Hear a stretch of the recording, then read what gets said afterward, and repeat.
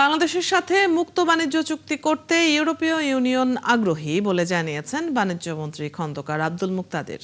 সকালে রাজধানীতে পোশাক খাত নিয়ে এক সেমিনারে একথা বলেন তিনি। এ সময় মন্ত্রী জানান, ব্যবসায়ীদের কার্যকর সেবা দিতে ওয়ান স্টপ সার্ভিস চালু করতে যাচ্ছে সরকার।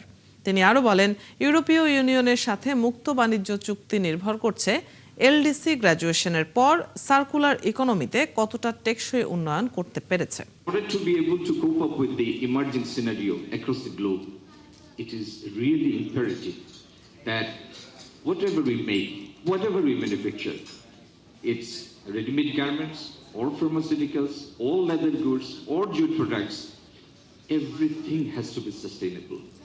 Because after a long, long time, the world has come to the conclusion that we just cannot finish ourselves by destroying the total ecosystem.